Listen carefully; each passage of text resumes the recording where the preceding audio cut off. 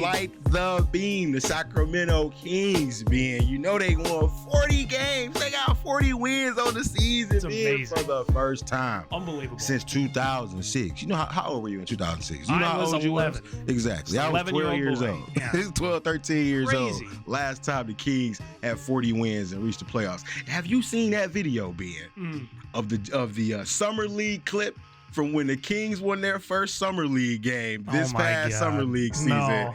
And the fans were walking out of there saying, we're going to get 40 wins this season. Well, guess what? They were 100% correct. They got 40 wins on the year. I think they're third in the West. It's a great time to be a Sacramento Kings fan, Ben. It's kind of wild how good they have been, and almost weirdly under the radar. People love the Like the Beam stuff earlier on in the season, and then, you know, came and went as all the cycles in basketball does.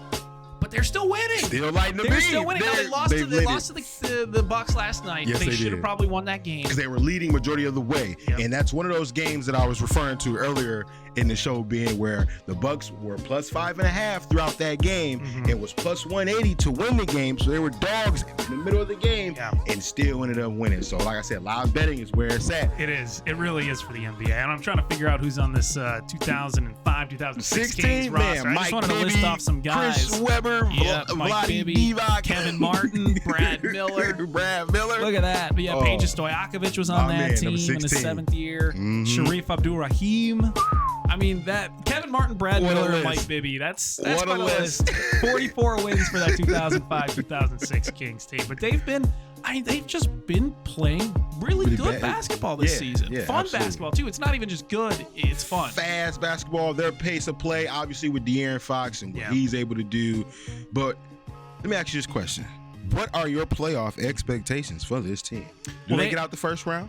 They have to clean it up defensively. Okay. They really have to clean it up defensively. Offensively, I never have a worry about them. They are one of the best offensive teams, and I was just looking up their stats. Like offensive rating, I think they're the top offensive rated team in the past 10 games in the NBA. So they're scoring at will, but they're not defending well at all. Well, you know, they gave us one of the highest scoring games in NBA history this past season, playing against the Clippers, getting 351 points. Yeah, so that's going to be something they need to clean up. They have to clean up the defense. They don't really have a defender they can really rely on. You know what? That's true. Consistently. That's true. I will give you that. Whatever happened to Richard Holmes? I don't remember what happened to him. He was kind of there. That's a name. Quote unquote. I know that's a name. That's a name. I just randomly threw that one out there too. Let's Richard, see. you know what I'm saying? I forgot what happened to him. I think he's still in the Kings, and just probably don't crack the rotation. They I think they need him to play a little bit more. Because what he is, he's been able to do since he got over there.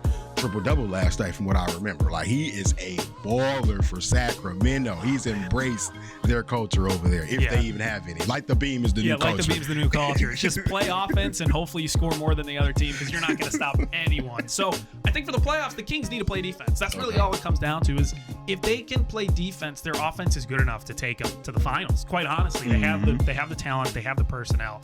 They just don't play a lick of defense. And that's the only reason that they lost games to teams like the Bucks, where they're giving up leads. They're going to lose teams to these high-powered offensive teams.